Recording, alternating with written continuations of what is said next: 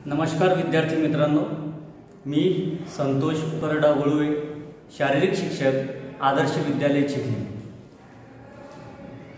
आपल्या आदर्श विद्यालय चिखली या यूट्यूब चॅनलला आपण सबस्क्राइब केलंच असेल तर केलं नसेल तर करून टाका, कारण कोरोना प्रादुर्भावामुळे हे जे ऑनलाईन क्लासेस आपण घेत आहोत त्याचा आपल्याला प्रत्येक विषयाचा व्हिडिओ आपल्यापर्यंत तो पोहोचत राहील। विद्यार्थी मित्रांनो, मागच्या तासामध्ये आपण वर्ग 10वीचा प्रकरण क्रमांक 1 शारीरिक सुदृढता व निरामयता हे आपण पाहिलेलं आहे, अभ्यासलेलं आहे आणि तुम्हाला त्याची माहिती झाली असेल। या शारीरिक सुदृढता व निरामयता यामध्ये आपण पाहिलं की त्या शारीरिक सुदृढतेचा अर्थ व स्वरूप पाहिलेला आहे। त्याच्यानंतर आपण आरोग्यविषयक घटक, कौशल्यविषयक घटक हे दोन्ही घटक आपण पाहिलेले आहेत की आपल्या शरीरावर, आपल्या आरोग्यावर आरोग्यविषयक घटक आणि कौशल्यविषयक घटक कशा प्रकारे परिणाम करतात, त्याचा प्रभाव कसा आहे ते आपण पाहिलेलं आहे। विद्यार्थी मित्रांनो, आज आपण पाहणार आहोत व्यक्तिगत आरोग्य। सर्वप्रथम पाहू आपण व्यक्तिगत आरोग्य। आता प्रत्येक व्यक्तीला असं वाटतं की माझं आरोग्य हे सुदृढ असलं पाहिजे, चांगलं असलं पाहिजे, निरोगी असलं पाहिजे, हे सगळ्यांनाच आवडतं। तर या व्यक्तिगत आरोग्यावर परिणाम करणारे अनेक घटक आहेत विद्यार्थी मित्रांनो। तर या घटकामध्ये प्रामुख्याने अनुवांशिकता हा जर गुण सोडला तर इतर जे घटक आहेत ते आपल्या नियंत्रणामध्ये असतात, म्हणजे ते आपल्या सोबताली आपण त्याच्यावर नियंत्रण करू शकतो। त्याद्वारे आपण ते आपलं आचरण, आपलं वागणं, आपलं राहणं हे सगळं आपण त्याच्यावर करू शकतो। फक्त अनुवांशिक गुण जर सोडलं, म्हणजेच अनुवांशिकता जे आपल्या माता पित्यांकडून आपल्या मध्ये जे गुणधर्म येत असतात त्याला आपण अनुवांशिक गुण असे म्हणतो। तर पाहूया आपण की व्यक्तीच्या आरोग्यावर परिणाम करणारे किती घटक आहेत। ते एकूण 6 घटक आहेत विद्यार्थी मित्रांनो। 6 घटक आहेत। त्यापैकी पहिला आहे अनुवांशिकता।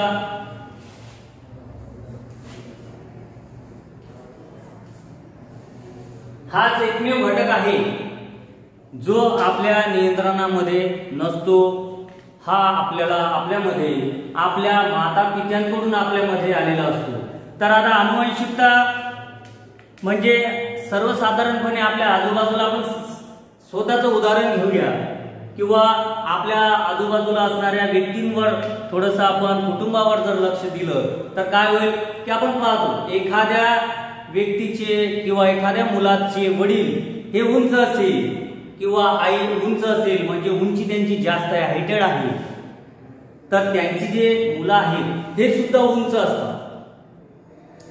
एखाद्या कुटुंबामध्ये आई किंवा माता हे जर जाड असेल तर त्यांची जी मुलं असतात ते सुद्धा स्थूल असू शकतात, लठ्ठ असू शकतात।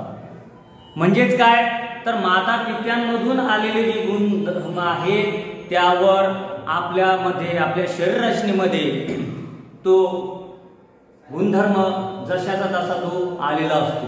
रंग असेल, रूप असेल, आपण पाहतो नाक, डोळे, कान, शरीर हे माता पित्यांकडून आलेल्या गुणधर्मावरून अवलंबून असल्यामुळे त्याला आपण अनुवांशिक गुण असे म्हणतो, म्हणजेच अनुवांशिकता। पण अनुवांशिकतेमध्ये आपण कसलाही बदल करू शकत नाही, ते गुणधर्म आपल्यामध्ये आलेले असतात। म्हणून विद्यार्थी मित्रांनो, हा एकमेव असा घटक आहे अनुवांशिकता जो आपल्या नियंत्रणामध्ये नसतो, तो आपल्या माता पित्यांकडून आलेला असतो। दुसरा घटक आहे वातावरण किंवा हवामान।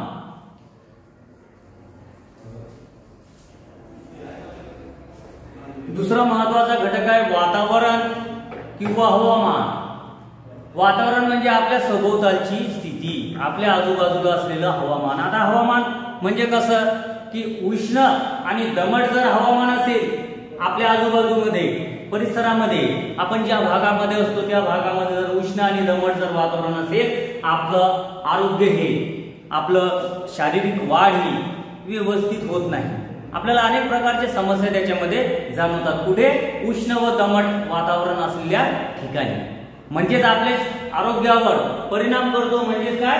वातावरण किंवा हवामान, आजूबाजूची परिस्थिती ते आपल्या आरोग्यावर ते परिणाम करत असतं. मग आता उष्ण व दमट हवामानापेक्षा आपण जर पाहिलं की शीत हवामान, कसं हवामान? शीत हवामान, थंड हवामान. शीत किंवा थंड हवामान जर असेल तर या आजूबाजूच्या वातावरणामध्ये शीत किंवा थंड वातावरण असेल तर शरीराची वाढ ही चांगली होते, आरोग्याला हितकारक असतं. थंड जे आहे वातावरण, यामध्ये आपण जो काही आहार वगैरे घेतो तर त्यामध्ये आपल्या शरीराला वाढ होण्यासाठी आपली पण व्यायाम करतो. तर व्यायाम केल्यानंतर सुद्धा आपल्यामध्ये अनेक स्नायू जे आहेत ते दमदार होण्यासाठी सुद्धा थंड हवामान आपल्याला आवश्यक आहे. उष्ण हवामानापेक्षा जर आपण थंड हवामानामध्ये राहिलो तर आपल्याला त्याचा शरीरावर चांगला परिणाम त्याचा पडतो. आता अशा पद्धतीचं हवामान कुठे राहणार? तर शहरामध्ये पाहिलं आपण, मुंबई असेल, पुणे असेल, मोठ्या औद्योगिक शहर असतील, अनेक कारखाने असतील, या ठिकाणी गाड्या आहेत, मोटरसायकली आहेत, चारचाकी वाहतुकीची साधनं आहेत, रेल्वे असतील, अनेक प्रकारच्या वाहतुकीची साधनं असतील. यामुळे काय होतं की आपल्या आजूबाजूच्या वातावरणामध्ये प्रदूषण तयार होतं, हवा प्रदूषण. मग यामुळे काय होतं? आपण फिरायला गेलो किंवा आपण बाहेर निघलो तर आपल्याला त्या प्रदूषणाला सामोरं जावं लागतं. आपल्या शहरामध्ये प्रदूषण जे आहे, ज्या गाड्यामधून निघणारे जे धूर आहेत तर हे आपल्या शरीरामध्ये प्रवेश करतात आणि आपल्या फुफ्फुसावर त्याचा परिणाम पडतो, श्वसन क्षमतेवर आपल्या परिणाम पडतो. म्हणून ग्रामीण भागामध्ये आपण जर पाहिलं की शहरामध्ये उष्ण आणि दमट आणि प्रदूषित असं वातावरण आहे. मग आपलं आरोग्य जर चांगलं करायचं असेल, चांगला परिणाम जर घडून आणायचा असेल तर आपल्याला ग्रामीण भागाकडे पाहावं लागेल. आता ग्रामीण भागाकडे कसं जाणार? काही व्यक्ती शहरामध्ये राहतात. मग आपल्याला न जाता ग्रामीण भागाकडे न जाता ग्रामीण भागासारखं शहराच्या बाहेर आपण जर फिरायला गेलो सकाळी तर चांगलं आपल्याला ऑक्सिजन, आपल्याला सकाळचं शुद्ध ऑक्सिजन आपल्याला मिळेल आणि आपल्याला दिवसभर ते ऑक्सिजन काम करण्यासाठी त्याची आपल्याला मदत होईल. तर ग्रामीण भागामध्ये पाहिलं की वाहतुकीची साधने नाहीत, औद्योगिक कारखाने नाहीत, निसर्गरम्य ठिकाण असतं, वातावरण मन प्रसन्न करणारं असतं. मग अशा उष्ण वातावरणापेक्षा थंड आणि चांगलं वातावरण, निसर्गरम्य वातावरणामध्ये आपल्या शरीराला ते हितकारक असतं. म्हणून आरोग्य जर सुदृढ करायचं असेल, आरोग्याला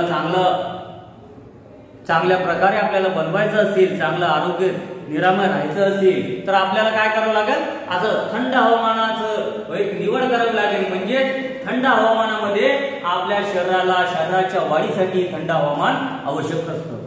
तर विद्यार्थी मित्रांनो, पहिला घटक पाहिला जे आपल्या आजूबाजूचे नियंत्रणामध्ये आपल्या असतं त्या घटकामध्ये आपण पाहिलं आहे हवामान किंवा वातावरण. तिसरा आहे आहार.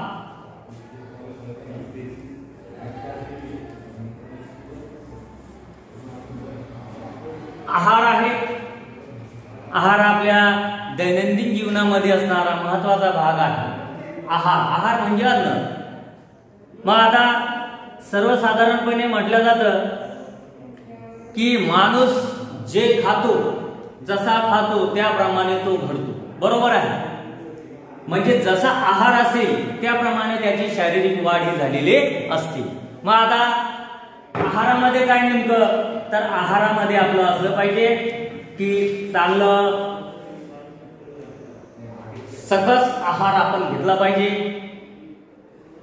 पौष्टिक आहार घेतला पाहिजे, संतुलित आहार घेतला पाहिजे.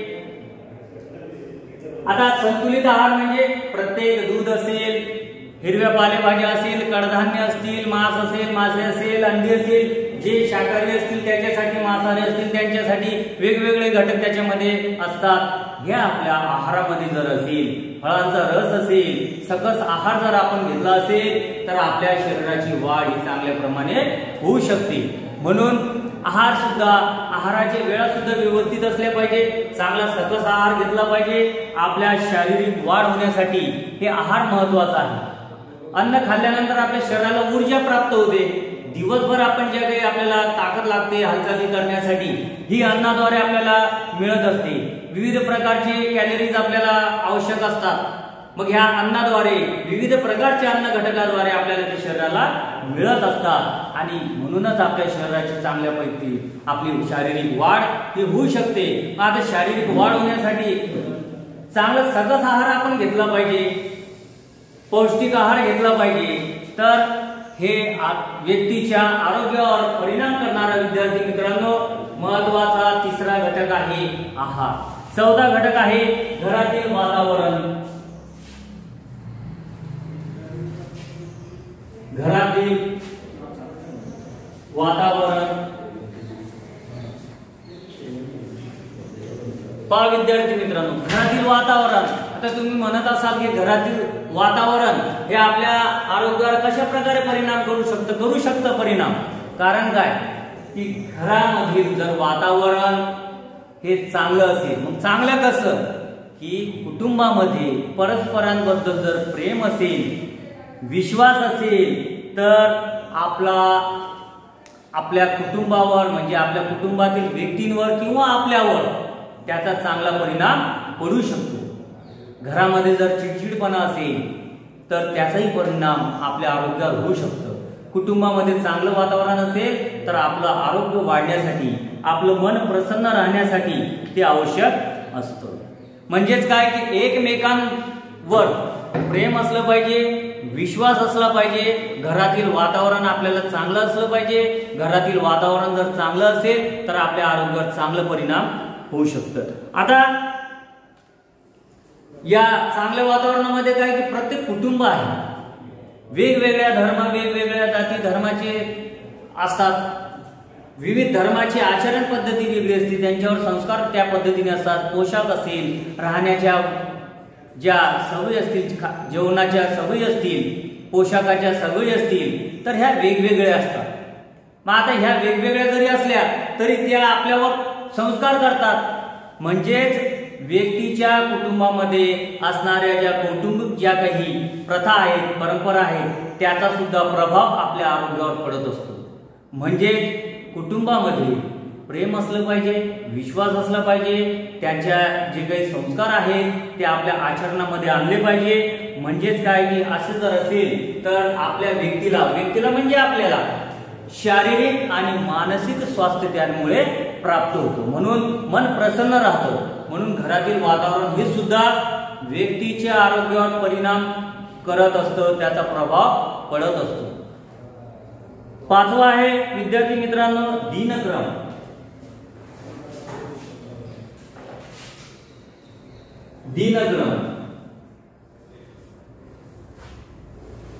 दिनक्रम म्हणजे काय की आता आपण सकाळी उठल्यापासून तर आपण संध्याकाळी झोपतो त्या वेळेपर्यंत असणारा जो काही आपला काळ आहे, ह्या दिनक्रमामध्ये काही चांगल्या आपल्याला सवयी लावावं लागणार. म्हणजेच व्यक्तीच्या आरोग्यावर परिणाम करणारा हा सुद्धा महत्वाचा घटक आहे दिनक्रम. दिवसाचा जो क्रम आहे जो जर व्यवस्थित असेल तर आपल्या आरोग्यावर चांगला परिणाम पडू शकतो. आता यामध्ये काय आहे तर दिनक्रमामध्ये सकाळी लवकर उठणे, संध्याकाळी लवकर झोपणे, सकाळी 6 वाजता उठणे किंवा 5 वाजता उठणे, संध्याकाळी 8 वाजेच्या आत आपण झोपी जाणे, ही एक दिनक्रमामधली चांगली गोष्ट आहे जी व्यक्तीच्या आरोग्यावरती परिणाम करत असते. यामध्ये मग दिनक्रमामध्ये आहार आहे. आताच आपण आहाराबद्दल माहिती घेतली. मग या दिनक्रमामध्ये सुद्धा आहाराची वेळ आहे. मग आता आहाराची वेळा निश्चित करावी लागेल की सकाळी 10 वाजता आपल्याला जेवण पाहिजे, सकाळी 8 वाजता नाश्ता पाहिजे, 10 वाजता जेवण पाहिजे, दुपारी जेवण पाहिजे, संध्याकाळी परत एकदा जेवण पाहिजे. मग ह्या जर वेळा निश्चित केलेल्या असेल आणि त्यावेळेस मध्ये जर आपण आहार घेतला तर त्या आहाराचा आपल्या आरोग्यावर चांगला परिणाम पडू शकतो, आपलं आरोग्य चांगलं सुदृढ होऊ शकतं, आपलं आरोग्य चांगलं बनू शकतं। तर विद्यार्थी मित्रांनो, यामध्ये मग पहिला आपण दिनक्रमामध्ये सकाळी लवकर उठणे, संध्याकाळी लवकर झोपणे, आहाराच्या वेळा ठरवणे, व्यायामासाठी वेळ देणे महत्वाचं आहे। व्यायाम सुद्धा केला पाहिजे। व्यायाम जर केला, आपण सकाळी योगासने केले, व्यायाम केले तर दिवसभर आपल्याला आपल्यामध्ये ती शक्ती निर्माण राहील। त्यानंतर विश्रांतीसाठी वेळ देणे। आता आपण जर हार्डवर्क करत असो, मेहनतीचे काम करत असेल, सतत काम करायचं नाही तर मध्यंतरी एक विश्रांती घेण्यासाठी सुद्धा वेळ दिली पाहिजे। विश्रांती का घ्यावी? कारण विश्रांती जर घेतली आपण तर परत उरलेल्या वेळामध्ये आपण उत्साहाने, ताकदीने आपण परत काम करू शकतो। म्हणून विश्रांतीची वेळ सुद्धा महत्वाची आहे। तर विद्यार्थी मित्रांनो, पाचवा घटक आपण पाहिला दिनक्रम। हे दिनक्रम आरोग्यावर परिणाम करणारा घटक आहे, जो आपल्या नियंत्रणात आहे। आपण ते वेळ निश्चित करू शकतो, उठण्याची, आहाराची वेळ करू शकतो, व्यायामासाठी वेळ देऊ शकतो, विश्रांतीसाठी वेळ देऊ शकतो आणि झोपण्याची जी काही वेळ आहे आपली ती आपण ठरवून त्याप्रमाणे आपला दिनक्रम आपण लावू शकतो। आता शेवटचा घटक आहे विद्यार्थी मित्रांनो, सवयी।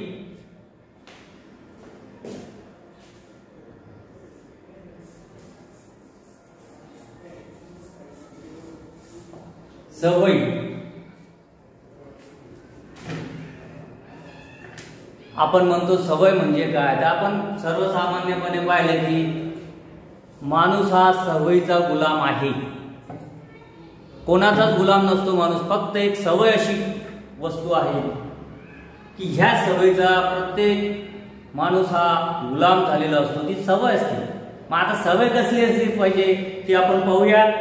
या सवयीमध्ये चांगल्या सवयी पाहिजे की कोणत्याही व्यसनाच्या आहारी जायचं नाही, ज्यामुळे नशा निर्माण होईल, ज्यामुळे आपलं आरोग्य खराब होईल, अशा प्रकारच्या सवयी लावायला नको। व्यसन हे चांगलं असलं पाहिजे। मग चांगल्या व्यसनामध्ये अजून काय येतं की सदाचारी मित्र आपण जोडले पाहिजे। चांगले मित्र, जे चांगले मित्र असतील, ज्यांचे आचार विचार चांगले असतील, असे मित्र जर आपण जोडले तर ती सुद्धा एक चांगल्या सवयीतला भाग आहे। दुसरा की जीवनाकडे पाहण्याचा दृष्टिकोन हा सकारात्मक असला पाहिजे। आपण म्हणतो पॉझिटिव्ह थिंकिंग पाहिजे, सकारात्मक दृष्टिकोन असला पाहिजे, म्हणजेच हे सुद्धा सवयीचा भाग आहे। जीवनामध्ये आल्यानंतर आपण सकारात्मक दृष्टिकोन आपल्यामध्ये असला पाहिजे। सवयीमध्ये कोणत्याही कसलंही आमिष असेल, अशा कोणत्याही आमिषाला बळी पडायचं नाही। म्हणजे सवयी लावायच्या तर चांगल्या लावायच्या, चांगला व्यायाम करण्याची सवय लावायची, सकाळी लवकर उठण्याची सवय लावायची, आपण आपलं ध्येय निश्चित करण्यासाठी ते धडपड करण्याची त्याला सवय लावायची। अशा प्रकारच्या सवयी या व्यक्तीच्या आरोग्यावर परिणाम करत असतात। तर विद्यार्थी मित्रांनो, चांगली सवय असली पाहिजे, अभ्यास करण्याची सवय असली पाहिजे, कलेची सवय असली पाहिजे, निबंध लिहिण्याची असली पाहिजे, ग्रंथ लिहिण्याची असली पाहिजे, अनेक प्रकारच्या ज्या काही कला आहेत, कलागुण आत्मसात करण्याची सवय आपण लावली पाहिजे। आणि सर्वात महत्वाचं, व्यसनापासून आपण दूर गेलो पाहिजे। तर चांगलं व्यसन असेल ही चांगल्या पद्धतीची सवय आहे। मग आपण आपल्या आतापर्यंतच्या या आरोग्यावर परिणाम करणाऱ्या घटकामध्ये आपण पाहिलेल्या विद्यार्थी मित्रांनो, पहिला घटक अनुवंशिकता हा आपल्या माता पित्यांकडून आलेला असतो, हे आपण पाहिलंय। हा फक्त सोडला तर बाकीचे हे जे 5 आहे त्यामध्ये आहे वातावरण, आहार, घरातील वातावरण, दिनक्रम आणि सवयी, या सगळ्या आपल्या नियंत्रणात असतात आणि आपण त्याच्यावर नियंत्रण आणू शकतो आणि आपण चांगल्या पद्धतीने या गोष्टीचं जर आपण पालन केलं तर आपलं आरोग्य हे चांगलं सुदृढ आणि निरोगी राहू शकतं। विद्यार्थी मित्रांनो, या ठिकाणी आपण थांबूया। परत एकदा पुढच्या व्हिडिओमध्ये आपण पाहूया। नमस्कार।